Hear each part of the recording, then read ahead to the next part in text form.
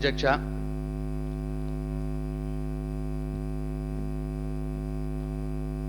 పదవ తేదీ నాడు గవర్నర్ గారు ఉభయ సభలను ఉద్దేశించి చేసిన ప్రసంగానికి ధన్యవాదాలు తెలిపే తీర్మానంపై నాకు మాట్లాడే అవకాశం కల్పించిన మీకు, మీ ద్వారా గౌరవ ముఖ్యమంత్రి కేసీఆర్ గారికి, శాసనసభ వ్యవహారాల మంత్రి గౌరవనీయులు హరీష్ రావు గారికి ప్రత్యేక ధన్యవాదాలు తెలుపుతా ఉన్నా. గత 21 నెలలుగా గౌరవ ముఖ్యమంత్రి కేసీఆర్ గారు రాష్ట్ర ప్రజల సంక్షేమం కోసం, రాష్ట్ర అభివృద్ధి కోసం పడుతున్న తపన, చేసిన పనులు గవర్నర్ గారి ప్రసంగంలో కనిపించాయి. అధ్యక్ష, రాష్ట్ర పురోగతి అద్దం పట్టే విధంగా గవర్నర్ గారు తన ప్రసంగంలో ప్రతి విషయాన్ని ప్రస్తావించారు. అధ్యక్ష, నాకైతే ఇదొక మామూలు ప్రసంగంలా కాకుండా గుడిలో వినిపించే వేదోచ్చరణలాగా రాష్ట్ర అభివృద్ధి మంత్రాన్ని పఠించాలని నేను భావిస్తా ఉన్నా. గవర్నర్ గారికి నా ప్రత్యేక ధన్యవాదాలు తెలుపుకుంటున్నాను. అధ్యక్ష, అసలు సంక్షేమం, అభివృద్ధి అంటే ఏమిటి, ఎట్లా ఉండాలి, దానికో విధానం ఉండాలా వద్దా అనే విషయంలో ఇవాళ తెలంగాణ రాష్ట్రం దేశానికే పాఠాలు నేర్పుతున్నదని నేను సగర్వంగా చెప్పగలను. అధ్యక్ష, గౌరవ ముఖ్యమంత్రి కేసీఆర్ గారు నాకు అన్ని గ్రామాలు, అన్ని నియోజకవర్గాలు సమానమే, తెలంగాణలో పుట్టిన ప్రతి బిడ్డ నా తోబుట్టువే అని భావిస్తున్నారు. కాబట్టే అభివృద్ధి ఫలాలు అన్నీ ప్రతి గ్రామానికి, ప్రతి గడపకు తాకుతున్నాయని ఈ సందర్భంగా నేను చెప్తా ఉన్నా. అధ్యక్ష, అది మా పార్టీ ఎమ్మెల్యే ఉన్న నియోజకవర్గమా, ప్రతిపక్ష పార్టీ ఎమ్మెల్యే ఉన్న నియోజకవర్గమా అని ముఖ్యమంత్రి గారు ఆలోచించట్లేదు. అధ్యక్ష, సంక్షేమం, అభివృద్ధి విషయాల్లో కేసీఆర్ గారి విధానం 3 ముక్కల్లో చెప్తా. ప్రతి అభాగ్యుడికి ఆసరా, అది 1000-1500 రూపాయలు పింఛన్ల ద్వారా. ప్రతి విద్యార్థికి సన్న బియ్యంతో అన్నం. ప్రతి పేదోడికి ఒక్కొక్కరికి 6 కిలోల చొప్పున బియ్యం. ప్రతి పేదింటి పెళ్లి పిల్లకు 51,000 రూపాయలు. ప్రతి మహిళకు వడ్డీ లేని రుణం. ప్రతి పేద పసిగుడ్డుకు, బాలింతకు పౌష్టికాహారం. ప్రతి ఉద్యోగికి సంతృప్తి. ప్రతి ఇంటికి మంచినీళ్లు. ప్రతి క్షణం నాణ్యమైన కరెంటు. ప్రతి ఊరికి బీటీ రోడ్డు. ప్రతి చెరువు పునరుద్ధరణ. ప్రతి ఎకరాకు సాగునీరు. ప్రతి రైతుకు 9 గంటల పగటిపూట కరెంటు. ప్రతి పరిశ్రమకు చేయూత. ప్రతి ఆడపిల్లకు రక్షణ. ప్రతి పేదోడికి 2 బెడ్రూమ్ల ఇల్లు. ఇది అధ్యక్ష మా ప్రభుత్వ పనితీరు, సంక్షేమం, అభివృద్ధి కోసం అనుసరిస్తున్న విధానం. అధ్యక్ష, సూర్యుడు ఎట్లయితే ఎండను అందరికీ సమానంగా పంచుతాడో అట్లనే ఈ చంద్రుడు కూడా చల్లదనాన్ని, వెండి వెన్నెలను ఈ రాష్ట్ర ప్రజలందరికీ సమానంగా పంచుతున్నారు. కాబట్టే కేసీఆర్ గారి పాలనలో తెలంగాణ ప్రజలు సంతోషంగా, సంతృప్తిగా ఉన్నారు. కాబట్టే గత సంవత్సర కాలంగా జరిగిన అన్ని ఎన్నికల్లో, అది మెదక్ పార్లమెంట్ ఉప ఎన్నిక నుంచి మొదలుపెట్టి ఎమ్మెల్సీ ఎన్నికలు కావచ్చు, వరంగల్ పార్లమెంట్ ఉప ఎన్నిక కావచ్చు, నారాయణఖేడ్ ఉప ఎన్నిక కావచ్చు, జిహెచ్ఎంసీ ఎన్నిక కావచ్చు, ఖమ్మం కార్పొరేషన్ ఎన్నిక కావచ్చు, వరంగల్ కార్పొరేషన్ ఎన్నిక కావచ్చు, అచ్చంపేట నగర పంచాయతీ ఎన్నిక కావచ్చు, అన్ని ఎన్నికల్లో అఖండ మెజార్టీతో టీఆర్ఎస్ని గెలిపించి కేసీఆర్ గారి పాలనను అన్ని వర్గాల ప్రజలు ఆమోదించి ఆశీర్వదించి సంగతి ఒక్కసారి గుర్తు చేస్తా ఉన్నా. అధ్యక్ష, తెలంగాణ ప్రజలు ఈ జిల్లానా ఆ జిల్లానా కాకుండా, అది పట్టణ ప్రాంతమా గ్రామీణ ప్రాంతమా అని కాకుండా, అన్ని వర్గాల వారు, అన్ని ప్రాంతాల వారు టిఆర్ఎస్ పార్టీని, కేసీఆర్ గారి పాలనను ఆశీర్వదించి అన్ని ఎన్నికల్లో వరుస పెట్టి ఒక్క దిక్కుగా ఓట్లేసి గెలిపిస్తున్నా. మరి ఓడిన పార్టీల నాయకులు ప్రజలు ఏమనుకుంటారు అన్న ఆలోచన కూడా లేకుండా టిఆర్ఎస్కు పడ్డ ఓట్లు డూప్లికేట్ అని, ట్యాంపరింగ్ జరుగుతున్నదని ఈవీఎంలై అని మాట్లాడుతూ ఉన్నారు. అధ్యక్ష, ప్రజాస్వామ్యంలో ఎన్నికలు గెలుపోవటములు సహజమే. మేము గెలిచినప్పుడల్లా మా నాయకుడు కేసీఆర్ గారు మాకు చెప్తారు, ఈ గెలుపు నెత్తికెక్కించుకోవద్దు, ప్రజలు మీ మీద పెట్టిన బాధ్యత మరింతగా కష్టపడాలి మీరు అని చెప్పి మాకు చెప్తా ఉంటారు. వారి మాట మాకు శిరోధార్యం. కానీ దయచేసి ఆ మాటలన్న ప్రతిపక్ష పార్టీ నాయకులకు నా విన్నపం, టిఆర్ఎస్ పార్టీకి ఓట్లేసిన ప్రజలను అవమానపరచకండి, అవి డూప్లికేట్ ఓట్లు అనకండి, ప్రజాక్షేత్రంలో ఉండండి, మళ్ళీ గెలవటానికి ఏం చేయాలనో మీరు వ్యూహం చేసుకొని గెలిచి రండి తప్ప ఓటర్లని అవమానపరచకండి అని చెప్పి ఈ సందర్భంగా విజ్ఞప్తి చేస్తా ఉన్నా.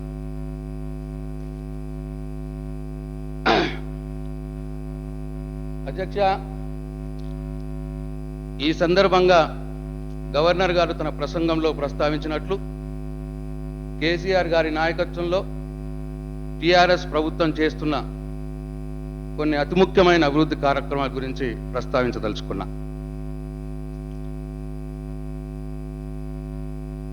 అధ్యక్ష, దేశంలో ఏ రాజకీయ నాయకుడైనా, ఏ ముఖ్యమంత్రి అయినా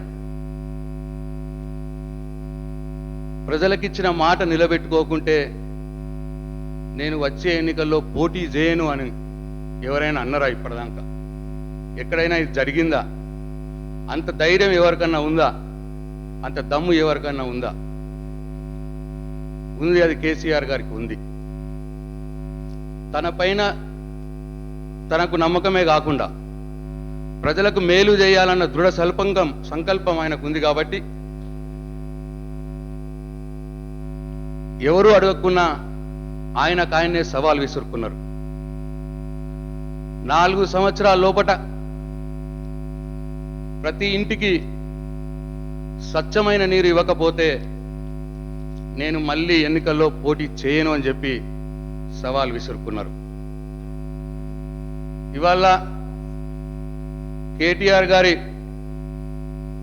నాయకత్వంలో ప్రతి ఇంటికి, తెలంగాణలోని ఏ గ్రామమైనా, ఏ గూడమైనా, ఏ తండా అయినా, దాంట్లో ఉన్న ప్రతి ఇంటికి కూడా వారు అడిగిన చోట్లే నల్లా పెట్టి నల్లా బిగించి 100 లీటర్ల, మనిషికి 100 లీటర్ల చొప్పున స్వచ్ఛమైన నీరు అందించడానికి పనులు శరవేగంగా జరుగుతున్నాయి. అది మా ప్రతిపక్ష పార్టీ నాయకుల నియోజకవర్గాల్లో కూడా జరుగుతున్నాయి. ఇప్పటికే 10 నియోజకవర్గాల్లోని పనులు ఈ జూన్ లోపటి ఇవ్వాలని ప్రభుత్వం నిర్దేశించుకున్నది. ఈ సంవత్సరం డిసెంబర్లో 6100 ఆవాసాలకు కూడా నీళ్లు ఇవ్వాలని ప్రయత్నం చేస్తూ ఉన్నది. 2018 డిసెంబర్ కల్లా ప్రతి ఇంటికి కూడా స్వచ్ఛమైన నీరు నల్ల ద్వారా ఇవ్వాలని నిర్ణయించుకొని ఆ దిశగా కష్టపడుతున్న కేటీఆర్ గారికి, ఈ మిషన్ భగీరథ ప్రాజెక్టు రూపశిల్పి కేసీఆర్ గారికి ఈ సందర్భంగా చేతులెత్తి నమస్కారం చేస్తా ఉన్నా. అధ్యక్ష, ఈ సందర్భంగా నేను ఒక్కటి గుర్తు చేయదలుచుకున్నా. దాదాపు సంవత్సరం క్రితం కేటీఆర్ గారి నాయకత్వంలో ఒక అధికారిక బృందం గుజరాత్ వెళ్ళింది అధ్యక్ష. అక్కడ వాటర్ సప్లై స్కీమ్ని, ఈ డ్రింకింగ్ వాటర్ స్కీమ్ని వాళ్ళు చేస్తున్నారు కాబట్టి అది చూద్దామని. దాంట్లో నేను కూడా ఒక సభ్యుణ్ణి. అక్కడ డాక్టర్ రవి గుప్తా గారని ఐఏఎస్ ఆఫీసరు, ఆయన అక్కడ Gujarat drinking water supply and sewerage బోర్డుకి చైర్మన్. ఆయన్ని ఆ స్కీమ్ని అక్కడ ఇంప్లిమెంట్ చేస్తూ ఉన్నారు. ప్రజెంటేషన్ జరిగింది వాళ్ళది. జరిగి మేము కూర్చొని మాట్లాడుతుంటే కేటీఆర్ గారు ఆయనకు ఒక మాట చెప్పారు. సార్, మేము 4 సంవత్సరాల లోపు తెలంగాణలోని ప్రతి ఇంటికి నల్లాబెట్టి స్వచ్ఛమైన నీరు ఇవ్వాలని మా ముఖ్యమంత్రి గారు దృఢమైన సంకల్పం అని చెప్పి ఆయనతో అన్నారు. అప్పుడు ఆయన ఆశ్చర్యపోయి how can it be possible? It took almost 12 years to state like Gujarat under the leadership of Sri Narendra Modi ji to complete this scheme. And you are the newborn state. It is just impossible 4 years. You are over ambitious అని చెప్పి ఆయన మాట అన్నారు. నేను వచ్చిన తర్వాత గౌరవ ముఖ్యమంత్రి గారికి ఈ మాట చెప్తే ఆయన ఎట్లా కాదు, వాళ్ళకు 12 సంవత్సరాల్లో అయితే మనం 4 సంవత్సరాల్లో చేసి చూపిస్తాం అని అన్నారు. ఇవాళ పనులు జరుగుతున్నాయి, ఆ దిశలనే ముందుకు పోతున్నాయి. చాలా సంతోషంగా ఉన్నది. అసాధ్యాన్ని సుసాధ్యం చేసేవాడే మా నాయకుడు కేసీఆర్ గారు అని చెప్పి ఈ సందర్భంగా తెలియజేస్తా ఉన్నా. అధ్యక్ష, ఇంకొక బ్రహ్మాండమైన కార్యక్రమం మిషన్ కాకతీయ. సమైక్యాంధ్ర పాలకులు తెలంగాణలో గొంతు పిసికిన కీలక రంగం మైనర్ ఇరిగేషన్. ఒకప్పుడు 279 టీఎంసీలతో తెలంగాణలోని చెరువులన్నీ ఆ నీటి నిల్వలతో కలకల్లాడుతూ ఉంటుండే. క్రమేణా సమైక్య పాలకులు తెలంగాణలోని చెరువులని నిర్లక్ష్యం చేసి నిరాదరణతో ఉద్దేశపూర్వకంగా ధ్వంసం చేసి కుట్రపూరితంగా ధ్వంసం చేశారు. దాని ఫలితం తెలంగాణ గ్రామీణ ఆర్థిక వ్యవస్థ చిన్నాభిన్నం అయిపోయింది. కుల వృత్తులు పోయినాయి, పంట పొలాలకు నీళ్ళు లేవు, పశువులు తాగేయడానికి నీళ్ళు లేవు, చివరికి పక్షులు తాగేయడానికి నీళ్ళు లేవు. చివరికి మనం వినాయక చవితి సందర్భంగా గణేశుని నిమజ్జనం చేద్దామంటే ఆయన మూర్తి కూడా మొత్తం మునుగని పరిస్థితి, చెరువులో పూడికలు కూడా తీయలేదు. సో దీన్నంతా చక్కదిద్దటానికి, మళ్ళీ మనకు పల్లె జీవితం బాగుపడటానికి కేసీఆర్ గారు రూపకల్పన చేసిందే ఈ మిషన్ కాకతీయ ప్రాజెక్ట్. దీంట్లో 45,000 చెరువులు బాగు చేసుకోవాలని ఉద్దేశం. మీ అందరికి తెలుసు, పోయిన సంవత్సరం 9,000 చెరువులు బాగు చేసుకోవటానికి పనులు మొదలు పెట్టడం. దాంట్లో 6,000 చెరువులు కంప్లీట్ అయినాయి ఇప్పటికే. మరి మా నియోజకవర్గాలే కాదు, ప్రతిపక్ష నాయకుల నియోజకవర్గాల్లో కూడా ఆ కంప్లీట్ అయిన చెరువులు, మొదలు పెట్టబడిన చెరువులు కూడా ఉన్నాయని నేను భావిస్తా ఉన్నా. అట్లనే 2వ విడతగా ఇంకో 9,000 చెరువులకు కూడా ఇప్పుడు పనులు మొదలు పెట్టబోతున్నాం. కొన్ని మొదలైనవి కూడా. ఈ మిషన్ కాకతీయ ప్రాజెక్ట్ని ఒక అభివృద్ధిలా కాకుండా ఉద్యమంలా ముందుకు తీసుకుపోతున్న ఇరిగేషన్ శాఖ మంత్రి హరీష్ రావు గారికి ఈ సందర్భంగా హృదయపూర్వక ధన్యవాదాలు తెలుపుతా ఉన్నా అధ్యక్ష. ఈ సందర్భాన మీకు ఒకటి గుర్తు చేయదలుచుకున్నా. వరంగల్ ఉప ఎన్నిక సందర్భంగా నేను తమరు నియోజకవర్గంలో పనిచేసిన. తమరు అక్కడ ప్రజలు చెప్పినారు, తమరు మిషన్ కాకతీయ పనులలో స్వయంగా పాల్గొని చాలా చెరువులు బాగా చేసుకున్నారు అని. అక్కడ గ్రామంలో మేము తిరుగుతూ ఉంటే చెరువుల నిండా నీళ్లు ఉన్న సంగతి నేను కళ్ళారా చూసిన అధ్యక్ష. వర్షాలు పడ్డాయి అదృష్టవశాత్తు మీకు. అయితే ఆ ఎన్నికల్లో తిరుగుతుంటే ఆ గ్రామంలో ఉన్న యువకులు, రైతుల ముఖాల్లో సంతోషం అధ్యక్ష. మా చెరువులో నీళ్లు నిండాయి, మా ఊర్లో బావిలలో నీళ్ళు వచ్చినాయి, బోర్లలో నీళ్ళు వచ్చినాయి అన్న సంతోషం. ఆ సంతోషం ఫలితమే తమ నియోజకవర్గం నుంచి 58,000 ఓట్ల మెజారిటీ టీఆర్ఎస్ పార్టీకి వచ్చింది అధ్యక్ష. ఈ సన్నివేశం, ఈ 45,000 చెరువులు పునరుద్ధరణ జరిగితే ఈ సన్నివేశం మొత్తం రాష్ట్రం అంతా కూడా వస్తుందని చెప్పి నేను భావిస్తా ఉన్నా అధ్యక్ష. అధ్యక్ష,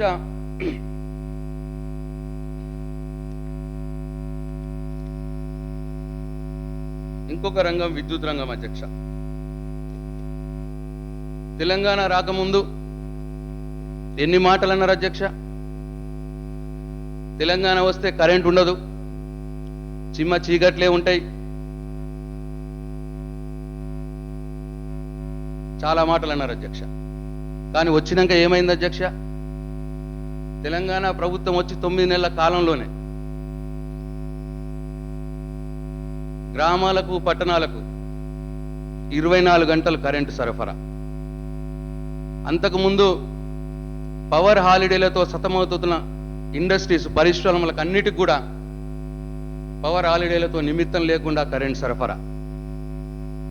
రైతులకు ఎప్పుడు కరెంట్ వస్తుందో తెలియదు, ఎప్పుడు కరెంట్ పోతుందో తెలియని పరిస్థితుల్లో పక్కాగా నాణ్యమైన కరెంటు 6 గంటలు రైతులకు కరెంట్ సరఫరా జరగలేదు అధ్యక్ష. మా ప్రతిపక్ష పార్టీ ఎమ్మెల్యేల ఇండ్ల కరెంట్ ఏమైనా పోతున్నది అధ్యక్ష?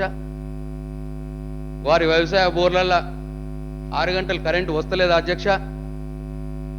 ఒక్కసారి వాళ్ళ ఆత్మవిమర్శ చేసుకోవాలి. అంతేకాదు, ఈ జూన్ నుంచి రైతులకు పగటిపూటనే 9 గంటల కరెంటు ఇవ్వడానికి కేసీఆర్ గారి నాయకత్వంలో అన్ని కార్యక్రమాలు చేయబోతున్నామని చెప్పి ఈ సందర్భంగా మనం చేస్తా ఉన్నా అధ్యక్ష. ఇదంతా ఎట్లా సాధ్యమైంది అధ్యక్ష? ముఖ్యమంత్రి గారి దీక్ష, పట్టుదల, సంకల్పం వల్ల ఇది సాధ్యమైంది అధ్యక్ష. చాలా మందికి తెలియని విషయం, మరి నాకు చెప్పొచ్చో తెలియదు, చెప్పకూడదో తెలియదు.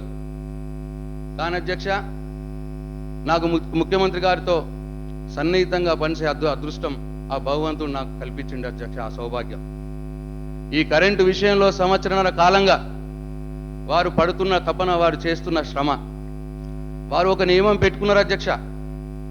రోజువారీ మానిటరింగ్, ఇవాళ ఎంత కరెంట్ డిమాండ్ ఉంది, ఎంత అవైలబిలిటీ ఉంది, ఎంత మనం ఎఫిషియన్సీలో సేవ్ చేసుకోవచ్చు, ఎంత మనం పవర్ ప్రొడక్షన్ ఇంకా ఎక్కువ చేసుకోవచ్చు అడిషనల్గా, ఎంత ఒకవేళ ఇది కూడా కాకపోతే ఎంత కొనొచ్చు అన్న విషయాల మీద ఎవ్రీ డే మరి జెన్కో అధికారులతో మానిటరింగ్ చేసి కానీ, పొద్దున పూట ఒకసారి మానిటరింగ్ చేసి కానీ ఆయన టిఫిన్ ముట్టారు అధ్యక్ష.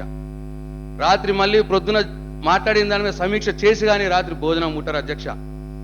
తనకు తానుగా కరెంటు మీద, పవర్ మీద డైలీ మానిటరింగ్ చేసిన తర్వాతనే గత 1.5 సంవత్సరాల కాలంగా భోజనం ముట్టకూడదని తనకు తానుగా నియమం పెట్టుకొని కష్టపడినందువల్లే ఇవాళ తెలంగాణ చీకటిని పారదోలింది అధ్యక్ష, వెలుగులతో నిండిందని చెప్పి ఈ సందర్భంగా మనం చేస్తున్నా అధ్యక్ష.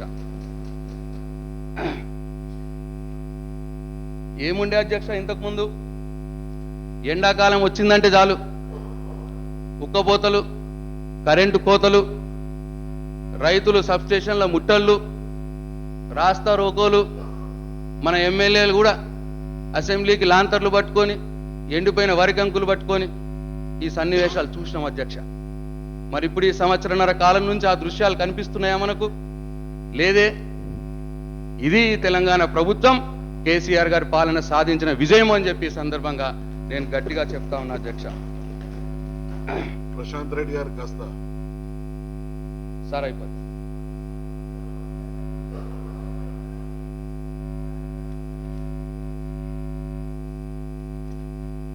అధ్యక్ష, తెలంగాణ ఉద్యమం ట్యాగ్ లైన్ నీళ్లు, నియామకాలు, నిధులు అధ్యక్ష.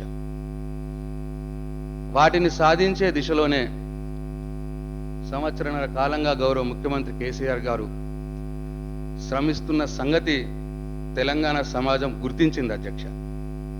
కానీ ఇంకా మా సోదరులు ఇంకా గుర్తించట్లేదు అధ్యక్ష. తెచ్చుకున్న తెలంగాణలో కృష్ణా, గోదావరి నదుల్లో నీళ్లు మన బీడు భూములకు మళ్లించుకొని వాటిని సస్యశాలం చేసుకోవడమే తెలంగాణ జల విధానం అధ్యక్ష. ఈ దిశలోనే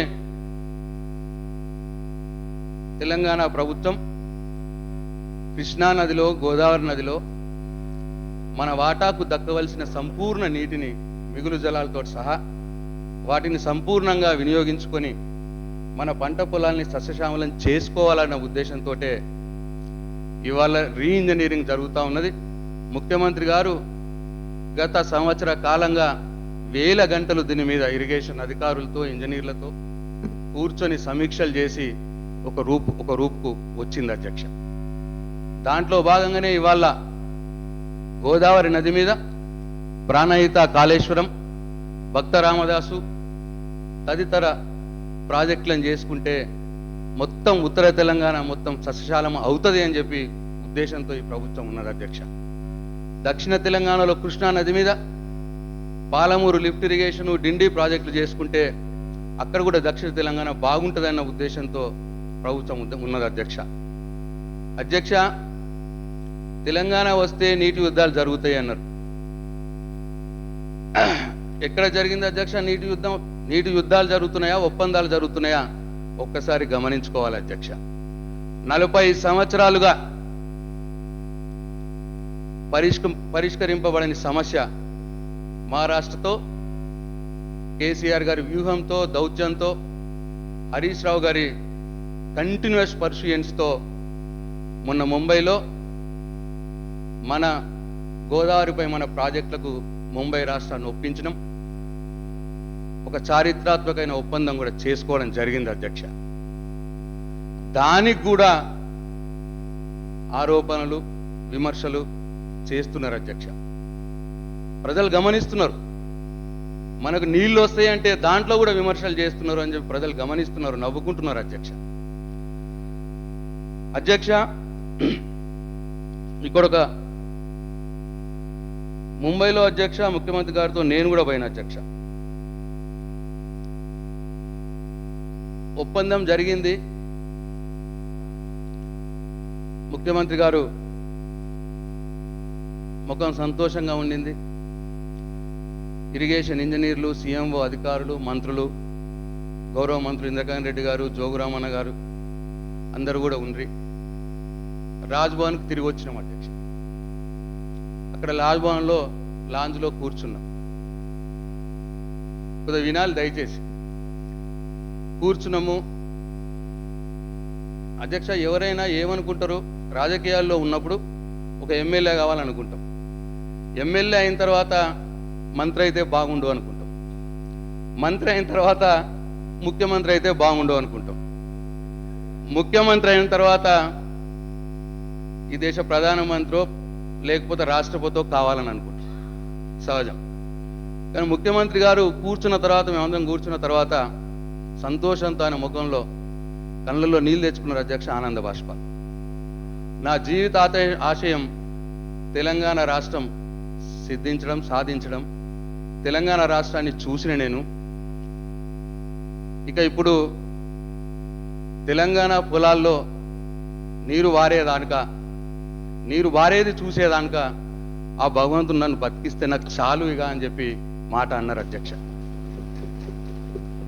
అంత గొప్ప ఆశయం కలిగిన వ్యక్తి తెలంగాణ ప్రజల దీవెనలతో తప్పకుండా నిండు 100 ఏళ్ళు, ఇంకా 37 సంవత్సరాల ఆరోగ్యంతో వారు బతుకుతారు.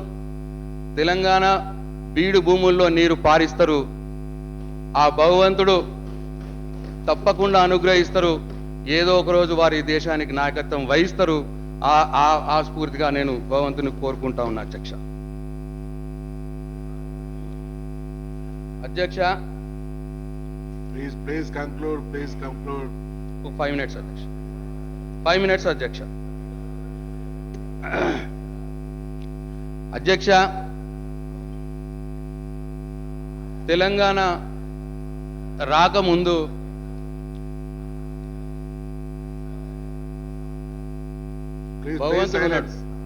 తెలంగాణ రాకముందు తెలంగాణ రోడ్లు ఎట్లా ఉంటుండే, సంవత్సరానికి ఆ రోడ్ల కోసం ఆ ప్రభుత్వాలు తెలంగాణలో ఎంత ఖర్చు పెట్టినాయి ఇక్కడ అధికారంలో ఉన్న వారికి తెలుసు అధ్యక్ష.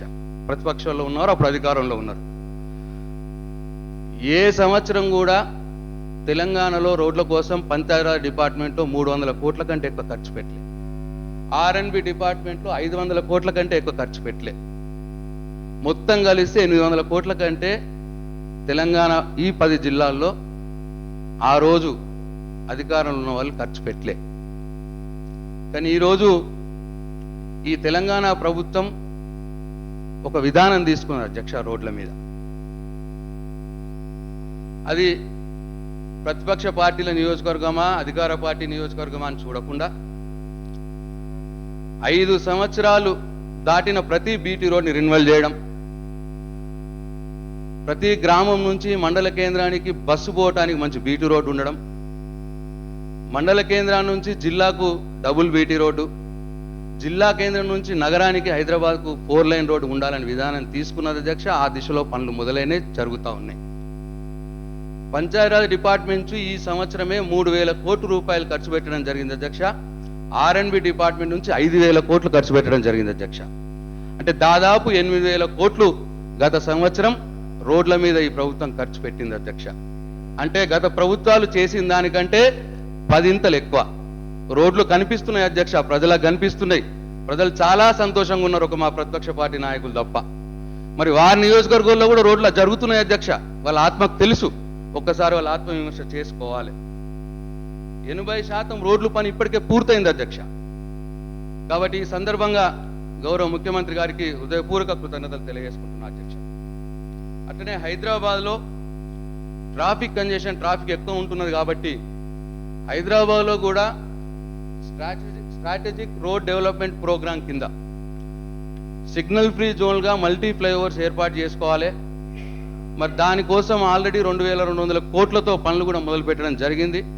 కేబీఆర్ పార్క్ చుట్టూతా, అటు దుర్గం చెరువు వైపు.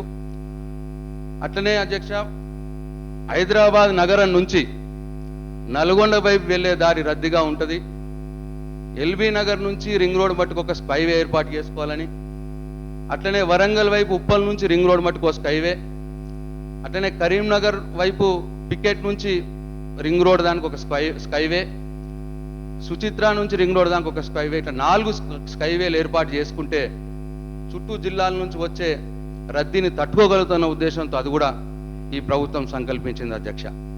అట్లనే ఇంకొక ముఖ్యమైనది, వెస్ట్ నుంచి ఈస్ట్కు మూసీ భారతదేశ హైదరాబాద్ మధ్యలో నుంచి చీల్చుకుంటూ ఈ మూసీ 45 కిలోమీటర్స్ లెంత్, ఆ 45 కిలోమీటర్స్ కూడా ఒక ఫ్లైఓవర్, ఒక దారి చేసుకోగలిగితే మరి హైదరాబాద్కి ట్రాఫిక్ కంజెషన్ బాగా తగ్గించిన వారం అవుతామని చెప్పి అది కూడా ఇప్పుడు మరి ఈ ప్రభుత్వం సంకల్పించడానికి తొందరగా ఆ ప్రణాళికలు కూడా సిద్ధం కాబోతున్నాయి అధ్యక్ష.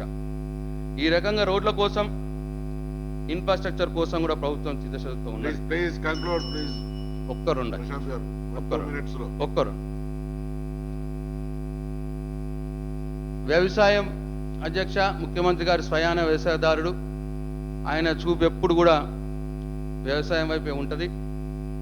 దాని మంత్రివారు కూడా పోచారం శ్రీనివాసరెడ్డి గారు, వారు కూడా బ్రహ్మాండంగా వ్యవసాయంలో స్వల్పకాలిక సమస్యలు ఏవైతే ఉన్నాయో ఇమ్మీడియట్గా రెమెడీ, రైతు రుణమాఫీ కావచ్చు, అది ఇన్పుట్ సబ్సిడీ కావచ్చు, 540 కోట్లు ఆర్మూర్ ప్రాంత రైతులకు ఎర్రజొన్నల బకాయిలు 11 కోట్లు ఇవ్వడం కావచ్చు, 6 గంటలు కరెంటుని స్ట్రీమ్ లైన్ చేయడం కావచ్చు, సీజన్కు ముందే విత్తనాలని, ఎరువుల్ని స్టాక్ చేసుకోవడం కావచ్చు, ఈ డ్రిప్ ఇరిగేషన్లు, స్ప్రింక్లర్స్, పాలిహౌజ్లు ఇవన్నీ కూడా ఇంతకుముందు ఎన్నడీ లేనంత సబ్సిడీలు ఎక్కువ చేసుకుని మరి రైతులకు స్వల్పకాలికంగా లాభం చేస్తూ ఉన్నది. అట్లే దీర్ఘకాలికంగా రైతులకు కావాల్సిన కరెంటు 9 గంటల కరెంటుకు ప్రభుత్వం సిద్ధమవుతా ఉంది. అట్లే ఇంతకుముందే చెప్పినట్టు మిషన్ కాకతీయ ద్వారా భూగర్భ జలాలు పెరిగి మరి బోర్లు కూడా మంచిగా పనిచేసేటట్టు దీర్ఘకాలికంగా పనిచేస్తూ ఉన్నాం. అట్లే ఇంతకుముందు చెప్పినట్టు గోదావరి కృష్ణాల మీద ప్రాజెక్టులు కట్టి 1 కోటి ఎకరాలకు సాగునీరు ఇవ్వాలి, 25,000 కోట్లు సంవత్సరానికి ఖర్చు చేసుకుని ఇవ్వాలని చెప్పి ప్రభుత్వం సంకల్పించింది. ఇట్లా ప్రతిదీ కూడా మరి 1000 కోట్లతో గోడౌన్లు కూడా పనులు మొదలైన అధ్యక్ష. అన్ని మండల కేంద్రాల్లో 5 లక్షల మెట్రిక్ టన్నుల గోడౌన్లు ఇవాళ పెట్టుకుంటున్నాం. రైతుకు గిట్టుబాటు ధర రాదు, రైతు పంట రాగానే మరి ఎక్కడ నిల్వ చేసుకోవాలన్నా తెలియక ఎంత రేటుకి అంత రేటుకి అమ్ముకుంటాడు. వాళ్ళకు గోడౌన్ ఫెసిలిటీ ఇస్తే వాళ్ళు దాంట్లో గోడౌన్లో పెట్టుకొని రేటు వచ్చినప్పుడు మళ్ళీ అమ్ముకునే విధంగా ఈ దేశంలోనే ఎక్కడ లేని విధంగా 1000 కోట్లు అధ్యక్ష ఓన్లీ గోడౌన్ల కోసమే. నా నియోజకవర్గంలో 5 గోడౌన్లు 5 లక్షల మెట్రిక్ టన్లే నేను కడుతున్నాం అధ్యక్ష. ఒక 3 అయిపోయినాయి, 2 కూడా మధ్యలో ఉన్నాయి. ఇవన్నీ ప్రజలకు కనిపిస్తున్నాయి అధ్యక్ష. ఇవన్నీ పనులన్నీ ప్రజలకు కనిపిస్తున్నాయి కాబట్టే ఈ ఆదరణ జరుగుతున్నది. మరి ప్రతిపక్ష పార్టీల వాళ్ళు ఆత్మవిమర్శ చేసుకోవాలి. ఈ సందర్భంగా రైతుల తరఫున కేసీఆర్ గారికి మరి హరీష్ రావు గారికి కూడా హృదయపూర్వక కృతజ్ఞతలు తెలియజేసుకుంటా ఉన్నా అధ్యక్ష. ఇక అధ్యక్ష జస్ట్ టూ అధ్యక్ష, తెలంగాణ వస్తే శాంతి భద్రతల సమస్య ఉంటుంది. హైదరాబాద్లో హిందూ ముస్లింలు కొట్టుకుంటారు, జిల్లాల్లో నక్సల్ సమస్య వస్తుంది. ఇట్లా ఎంతో దుర్మార్గంగా ప్రచారం చేసిరు అధ్యక్ష. కానీ ఏం జరిగింది అధ్యక్ష? పరిశ్రమలు రావు అని ప్రచారం చేసిరు అధ్యక్ష. ఏం జరుగుతుంది అధ్యక్ష? హైదరాబాద్లో హిందూ ముస్లిం కొట్లాటలు లేవు, నక్సల్స్ గొడవలు లేవు, నక్సలైట్ ప్రాబ్లం లేవు. అట్లనే క్రైమ్ రేట్ కూడా గణనీయంగా తగ్గింది అధ్యక్ష. మరి ఈ సందర్భంగా నేను హైదరాబాద్ సిటీ పోలీస్ సిబ్బందికి, సిటీ పోలీస్కు హృదయపూర్వక కృతజ్ఞతలు తెలియజేసుకుంటా ఉన్నా. ఎందుకంటే నేను మొన్న ఖైరతాబాద్లో ఒక వ్యాపారులు అధ్యక్ష, వాళ్ళంతా జ్యువెలరీ దుకాణాలు ఉంటాయి వాళ్ళకి. ఒక సందర్భంలో అక్కడ పోవడం జరిగింది. ఆ కమ్యూనిటీ తోట నేను మాట్లాడేటప్పుడు మా ప్రభుత్వం ఇది చేస్తుంది అది చేస్తుంది అనుకుని చెప్తే అంత అయిపోయిన తర్వాత దాంట్లో నుంచి ఒక మార్వాడి ఒక షాప్ ఓనర్ లేసి, సార్ మీరు ఒక్కటి చెప్పలేదు మర్చిపోయినరి అన్నాడు. ఆపై గూల్గాయ అన్నాడు. క్యా భూల్గాయ సాబ్ అని నేనన్నా. అంటే ఆయన ఏమంటాడు అధ్యక్ష? साहब हम व्यापारी है, हम दुकान है हमारे पास. आज जो हैदराबाद में पुलिस रवैया पूरा बदल गया. पहले हम अगर गए तो पुलिस स्टेशन में बैठ के भी नहीं बात कर सकते थे, कांस्टेबल भी इज्जत नहीं देते थे हमको. आज हम एसीपी के पास जाके बैठ रहे, डीसीपी के साथ बैठ रहे, कमिश्नर साहब के पास भी जाके हम बैठ के बात कर रहे. कोई कलेक्टर का मामला नहीं है. इससे पहले दुकान में आते थे कलेक्टर बोल के पैसे लेके आता था, अब वो मामला भी नहीं है. हम बहुत खुश है ये सरकार से, ये పోలీస్ से అని చెప్పి ఆ మార్వాడే అన్నాడు అధ్యక్ష. చాలా గొప్ప విషయం, ప్రజలన్నీ గమనిస్తున్నారు, ప్రజలకు అందుతున్నాయి అధ్యక్ష. అందుకే ఆ ఫీడ్బ్యాక్ వస్తూ ఉన్నది. కాబట్టి ఈ సందర్భంగా నేను హైదరాబాద్ సైబరాబాద్ సిటీ పోలీస్ మొత్తం హృదయపూర్వక అభినందనలు తెలియజేసుకుంటున్నా అధ్యక్ష. దాని ఫలితమే ఇవాళ టీఎస్ ఐపాస్ అని మనం పెట్టుకున్నాం. 0% మరి కరప్షన్, 100% ట్రాన్స్పరెన్సీ విధంగా మరి శాంతి భద్రతలు బాగున్నాయి కాబట్టే ఈ టీఎస్ ఐపాస్ చట్టం మనం పెట్టుకున్నాం. కాబట్టి దేశంలోని అత్యంత ఉత్తమమైన పాలసీ పెట్టుకున్నాం. కాబట్టే ఈ 8 నెలల కాలంలోనే అధ్యక్ష 100 ఇండస్ట్రీస్ 35,000 కోట్ల రూపాయల పెట్టుబడితో ఇవాళ టీఎస్ ఐపాస్ కింద ఇక్కడికి రావడం జరిగింది అధ్యక్ష. అట్లనే ఐటీ రంగం కూడా గౌరవ కేటీఆర్ గారి ఆధ్వర్యంలో బ్రహ్మాండంగా ముందుకు పోతా ఉన్నది అధ్యక్ష. ప్రపంచంలోనే పేరుకగన్న 4 పెద్ద అమెజాన్ కావచ్చు, యాపిల్ కావచ్చు, అట్లనే గూగుల్ కంపెనీలు కావచ్చు, వాళ్ళకు అమెరికాలోనే వాళ్ళ కేంద్ర కార్యాలయాలు ఉంటాయి. బయట ఇంకెక్కడ పెట్టుకోలేదు. 2వ కార్యాలయంగా, కేంద్ర కార్యాలయంగా ఇవాళ హైదరాబాద్కి వస్తాము అని చెప్పి వాళ్ళు సమాచారం ఇచ్చారు అధ్యక్ష. అనౌన్స్ కూడా చేసిండు. ఆ రకంగా మరి ఐటీ రంగం 500 ఎంఎన్సీ కంపెనీలతో పాటు 1300 డొమెస్టిక్ ఐటీ యూనిట్స్ ద్వారా 68,280 కోట్ల రూపాయల ఎగుమతులు ఈ సంవత్సరం ఈ రాష్ట్రం నుంచి జరిగింది అధ్యక్ష. ఇది గమనించాలి రేవంత్ రెడ్డి గారు. ఇది 16% వృద్ధి ఈ సంవత్సరం ఎక్కువ. పోయిన సంవత్సరం కంటే 16% గ్రోత్ ఎక్కువ. దేశంలోనే అందరికంటే ఎక్కువ గ్రోత్ ఐటీ రంగంలో తీసుకున్నది ఈ ఇయర్ మనమే అని చెప్పి ఈ సందర్భంగా సభకు తెలియజేస్తా ఉన్నా. ఇక చివరగా నేను చెప్పే ఒకటే అధ్యక్ష, కంక్లూడింగ్. తెలంగాణ వస్తే ఏమొస్తుంది? కేసీఆర్ ముఖ్యమంత్రి అయితే ఏం చేస్తాడు? టిఆర్ఎస్ పార్టీ గెలిస్తే ఏమైతుంది అన్న వారందరికి కూడా 21 నెలలుగా కేసీఆర్ గారు చేస్తున్న జనరంజకమైన పాలనే సమాధానం అని చెప్పి ఈ సందర్భంగా తెలియజేసుకుంటూ, తెలంగాణ రాష్ట్రం సిద్ధించడం మన రాష్ట్రానికి ఉత్తమ నాయకుడే కేసీఆర్ గారు